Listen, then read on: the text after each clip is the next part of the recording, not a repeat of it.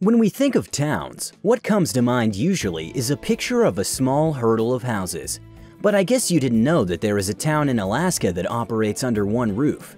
Whittier, Alaska is a small town with about 240 of its residents living in one 14-story building called the Begich Towers. The town is located within the second largest national forest in the U.S., the Chugach National Forest. The region used to be part of the portage route of the natives of Prince William Sound.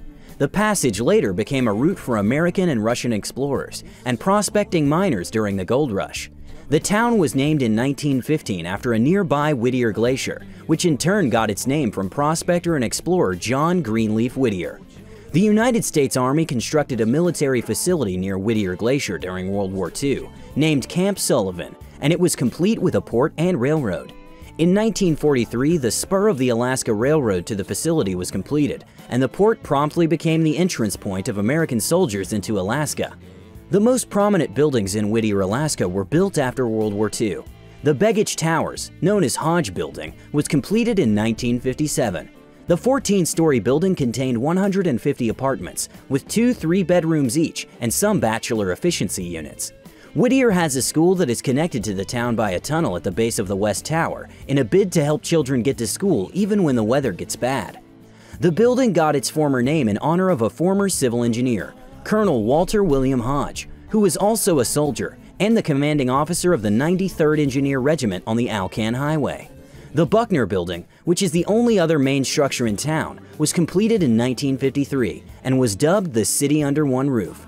Eventually, though, the building was abandoned. The Buckner Building and Begich Towers used to be the biggest buildings in the whole of Alaska.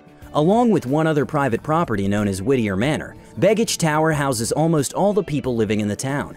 Until 1960, Whittier remained an active Army facility, and the U.S. Army Corps of Engineers constructed a gas station, a 62-mile-long pipeline to Anchorage in Whittier, and a petroleum products terminal.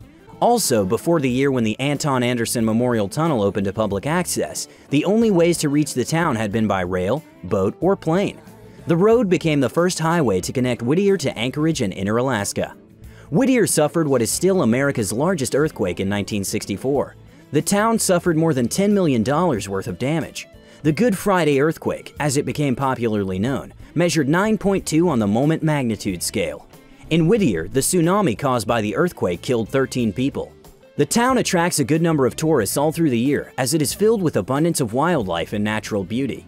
There is always something to do for you in Whittier, whether you are an outdoor enthusiast, a sport fisherman, a paddler, hiker, or a hunter. Well, there you have it, the town that habitats under one roof. Would you move to Whittier, Alaska? What about a brief visit? Leave your questions and favorite destinations below and let us know what topics you would like to hear about. Don't forget to subscribe and hit that notification bell for more awesome clips.